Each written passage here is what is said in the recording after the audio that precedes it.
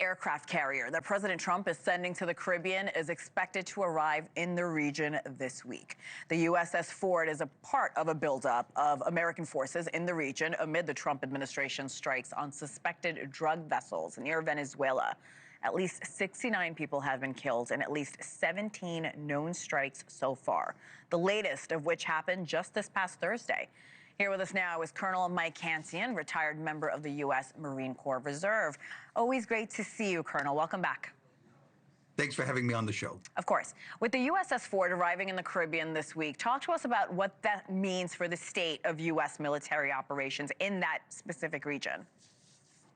Arrival of the Ford is very significant for a couple of reasons. The first is that the United States has only a handful of these aircraft carriers, only 3 that are typically deployed at any one time. So taking one away from Europe and the Middle East, as has happened, sending it to the Caribbean is a very strong message about how important the Caribbean is to the administration. But the other thing is that the Ford is not very well suited for counter-drug operations. It has a few helicopters that could help, but what it is very good at is strikes against the mainland, strikes against targets ashore, and it would add significantly to U.S. capabilities against Venezuela, against the cartels and the Maduro regime, and implies that strikes might be in the future. So you think these strikes may move to land eventually? The United States has put in place the capabilities to strike targets ashore in Venezuela, not for an invasion, but for strikes. The United States is like an archer that's pulled the bow back, and it either has to release the arrow or let it go. I think that the United States is going to launch these strikes. Wow. Okay. So the Senate this week failed to pass a measure that would block future military strikes in Venezuela. In fact, only 2 Republicans voted in favor of blocking those strikes, Senators Rand Paul and Lisa Murkowski. This, as you know, Colonel, despite concerns from so many lawmakers on both sides of the aisle about lack of transparency. They say they don't have the information explaining these strikes. You wrote that 10% of all deployed American naval assets are currently in the area. Do you believe we could start seeing strikes on Venezuela in the near future? Absolutely. I think that when the Ford Carrier Battle Group arrives, that the pieces will be there for strikes against Venezuela. And as I noted earlier, I don't think it's a stable situation. I think the United States is going to have to use these capabilities or release them.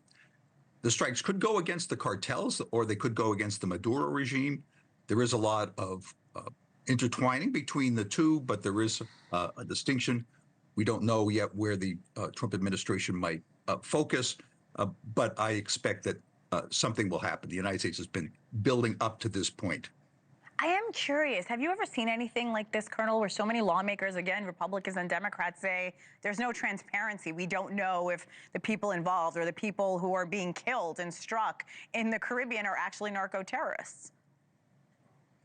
The Congress is rightly concerned about what's going on. They feel that they aren't getting enough information about what the administration is doing and what it plans to do.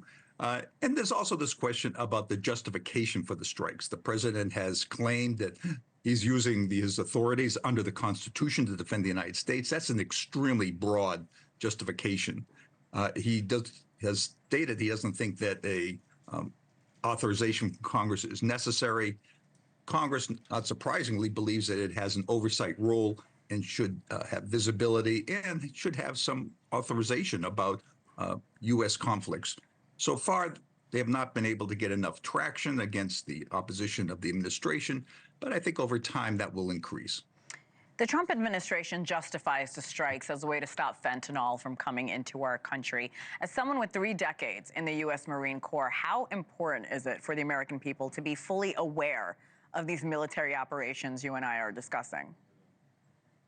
Well, there's no question that the American people should know about what's happening, both in their name and in potential conflict in the Caribbean.